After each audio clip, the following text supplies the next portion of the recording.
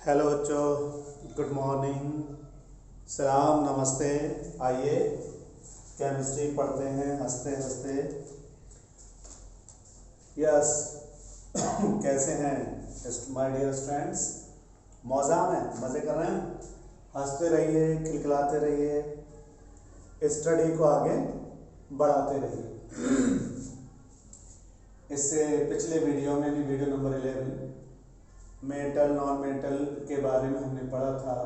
Reduction reduction में क्या हुआ था? Conversion of metal oxides into metal and conversion of metal halides into metals, right. तो अब बात करेंगे जो मेटल बनके तैयार हुई हैं, इनमें कुछ इम्प्योरिटीज हो सकती हैं। मान लीजिए किसी भी मेटल की ज़रूरत ऐसी है कि कुछ उससे ऐसे आर्टिकल्स बनाने हैं जहाँ पर 100% प्योर मेटल चाहिए। आमतौर पे आयरन को 100% प्योर नहीं किया जा सकता है और नहीं किया, ज़रूरत भी नहीं होती है। लेकिन कॉपर में ख़ास करके जब इसको कंडक्टिंग डिवाइस में इस्तेमाल किया जाता है, तार बनाने के लिए इस्तेमाल किया जाता है, तो इसके लिए जो है कॉपर का प्योर होना निहायत ही ज़रूरी है। समझ रहे हैं क्यों? आप लोग 10th में जो है इलेक्ट्रिसिटी वाला पोर्शन पढ़ रहे हैं। अगर मेटल की प्योरिटी नहीं होगी, कहीं पर प्योर होगी कहीं पर इम्प्योर होगी, तो उससे उसका रेजिस्टेंस क्या रहेगा? डिस्टर्ब रहेगा और अनइवन हीटिंग हो सकती है, शॉर्ट सर्किट हो सकती है, आग लग सकती है। इसलिए उसका रिफाइन करना ज़रूरी होता है।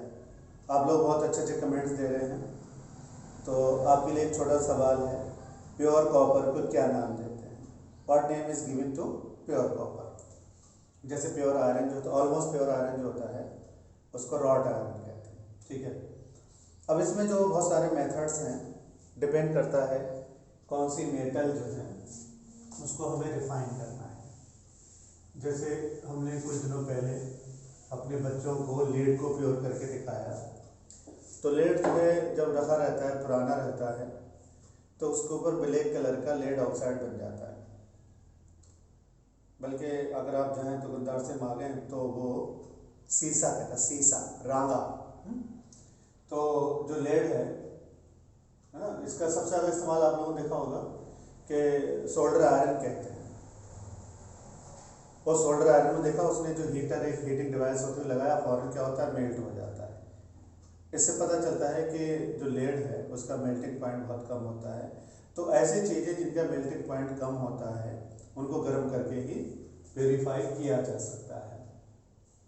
आमतौर पे कॉपर है या दूसरी मेटल जिन्हें रिफाइन करना है, तो इसके लिए जो मेथड इस्तेमाल करते हैं उसको इलेक्ट्रोलाइटिक रिफाइनिंग कहते हैं। तो on large scale copper and other metals are refined by electrolytic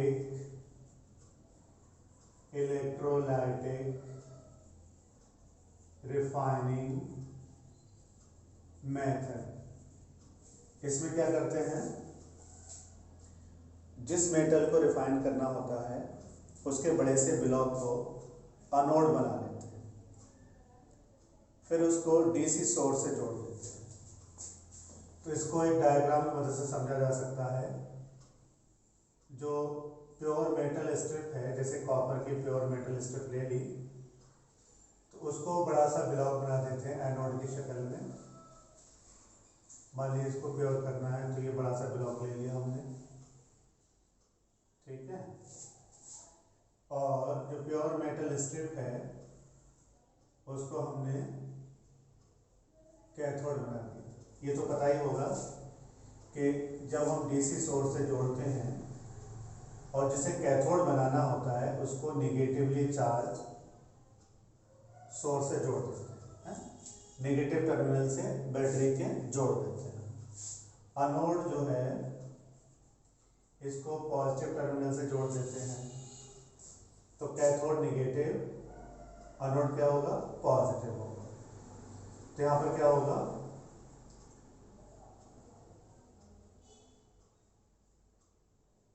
इसको इस तरह से जोड़ दें, डीसी सोर्स से जोड़ देंगे। और इसमें क्या करते हैं, जिस मेटल को रिफाइन करना होता है, अब हम बार बार इसको रिपीट ना करके सीधा करेंगे। अगर कॉपर को रिफाइन करना है तो कॉपर सल्फेट या कॉपर का कोई ऐसा सॉल्ट ले लेते हैं जिसमें कॉपर आयन मौजूद होता है। इसमें जो इम्प्योरिटीज होती हैं वो नीचे सेटल हो जाती हैं, जिसको हम एनोड मड के नाम से बुलाते हैं, एनोड मड। ठीक है, तो इसका प्रोसीजर जो है, अगर हम इसको पॉइंट्स में याद कर लेंगे तो आसानी हो जाएगी ना। फिर से एक बार देखते हैं, जिस मेटल को प्योरीफाई करना है, यानी कॉपर को प्योरीफाई करना है, तो उसका बड़ा सा ब्लॉक जो है वो एनोड की शक्ल में ले लेंगे। प्योर मेटल स्ट्रिप जो है कैथोड ले लेंगे। कैथोड बनाने का तरीका क्या है, बैटरी के निगेटिव टर्मिनल से जोड़ देंगे तो वो कैथोड कहलाएगा, और पॉजिटिव टर्मिनल से जोड़ देंगे तो वो एनोड कहलाएगा। ठीक है, जब हम सर्किट पूरा करेंगे, करंट पास कराएंगे, तो क्या होगा, धीरे धीरे ये मेटल से जो है कॉपर डिसॉल्व होना शुरू हो जाएगा और धीरे धीरे कैथोड पे जमा होने लगेगा। इस दौरान इम्प्योरिटी जो है नीचे सेटल हो जाएंगी, जिसे हम एनोड मड के नाम से जानते हैं। ठीक है, तो पहला पॉइंट है, इसको प्रोसीजर लिखते हैं, करते कैसे हैं, प्रोसीजर। ठीक है, number 1, pure metal strip is taken as cathode, right? Impure metal block is taken as anode. Metals salt solution is taken as electrolyte. Electrolyte तो आप समझते होंगे, electrolytes are those substances in which electric current can be passed in molten state or in aqueous solution, right? 4th, तो इसमें क्या होगा, pure metal cathode हो गई, इम्प्योर मेटल एनोड ब्लॉक हो गया, मेटल सॉल्ट सॉल्यूशन इलेक्ट्रोलाइट हो गया। हम कहेंगे when current is passed, then slowly the mass of anode decreases and mass of cathode increases, है ना। कैथोड का मास जो है वो क्या होगा, बढ़ता जाएगा, एनोड का मास क्या होगा, घटता जाएगा। या बिल्कुल देहाती जबान में कहें कि धीरे धीरे एनोड पूरी क्या है, गल जाएगी। ठीक है, during this process impurities are separated out in the form of anode mud. कई बार शॉर्ट नोट लिखने को आ जाता है, व्हाट इज एनोड मड। ये थोड़ा सा इम्पोर्टेंट टॉपिक है, तो इस पर एक बार फिर से देख लेते हैं। Pure metal strip is taken as cathode, impure metal block is taken as anode, metal salt solution is taken as electrolyte. जब हम करंट पास करेंगे, when current is passed, then slowly the mass of anode decreases and mass of cathode increases. ठीक है, तो हम कह देंगे in this way pure metal is obtained on cathode. Cathode में क्या होगी, प्योर मेटल मिल जाएगी। अब देखिए एक्चुअली होता कैसे होगा। अगर थोड़ा सा आगे के लिए एनटीएससी के लिए या अच्छे कंपटीशन के लिए, बल्कि मैं यूँ कहूँ कि ये 12th में भी काम आ सकता है, तो कोई गलत बात नहीं होगी, वहाँ पर भी ज़रूरत पड़ती है। तो इसमें एक्चुअली होता क्या है, ये इम्प्योर कॉपर है, ये प्योर कॉपर है, और ये मान लीजिए हमने क्या ले लिया, कॉपर सल्फेट ले लिया, है ना, इलेक्ट्रोलाइट। कंडीशन ये थी, उस मेटल का सॉल्ट सॉल्यूशन चाहिए। अगर जब तक सॉल्ट सॉल्यूशन नहीं होगा, करंट पास नहीं होगी। इसीलिए इसकी कंडक्टिविटी और बढ़ाने के लिए इसमें थोड़ा सा डाइल्यूट सल्फ्यूरिक एसिड मिला देते हैं। अब देखिए क्या होगा, यहाँ पर क्या होगा, ये जो है जैसे इस पर निगेटिव चार्ज है और इस पर क्या है पॉजिटिव चार्ज है। जब हमने सर्किट पूरा किया तो क्या होगा, ये जो है कॉपर सल्फेट है,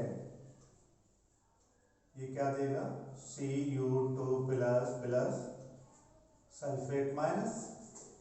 अब जब सर्किट पूरा किया तो कैथोड पर क्या होगा, निगेटिव चार्ज है, तो कैथोड पर निगेटिव चार्ज होने की वजह से कॉपर आयन किधर मूव करेंगे, कैथोड की तरफ, और ये कैथोड पे जाके क्या ले लेंगे, इलेक्ट्रॉन ले लेंगे, और यहाँ पर क्या होगा, प्योर कॉपर मेटल बन जाएगा।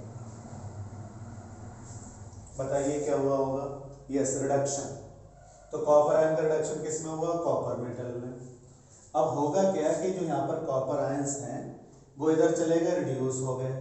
अब क्या बचा, सल्फेट आयन, है ना, यानी कि सॉल्यूशन पे निगेटिव चार्ज होना चाहेगा, और हमें पता है चार्ज क्या है, कंजर्व रहता है। तो इसको मेंटेन करने के लिए यहाँ से कॉपर आयन क्या होंगे, डिसॉल्व हो जाएंगे। एनोड पर क्या होगा, एनोड पे जो मेटल है वो कॉपर आयन में द्वारा चेंज हो जाएगी, ठीक है। तो ये प्रोसेस लगातार चलती रहेगी, यहाँ से कॉपर आयन यहाँ जमा हो जाएंगे, फिर यहाँ से यहाँ आएंगे, फिर यहाँ से यहाँ जाएंगे, फिर यहाँ से यहाँ जाएंगे, और ये प्रोसेस जो है लगातार चलती रहेगी जब तक के क्या हो जाए, पूरी की पूरी एनोड जो है वो डिसॉल्व नहीं हो जाती है। तो इस तरह से जो हम तो ये थोड़ा सा नमूना दिखा रहे हैं, जो इंडस्ट्रीज में है ना, कई टन का एक ब्लॉक जो होता है वो एक दफ़ा प्योर कर देते हैं। तो याद रखने वाली बात क्या है, during electrolytic refining method pure metal is obtained on cathode. तो इसको सही से याद करिएगा, क्योंकि एग्जाम के लिए जो लॉन्ग आंसर टाइप क्वेश्चंस होते हैं उनके लिए बहुत अच्छा है। थैंक यू फॉर वॉचिंग, इसको बढ़िया से याद करिए, और कोई कमी हो तो कमेंट करके बताइएगा। Thank you very much.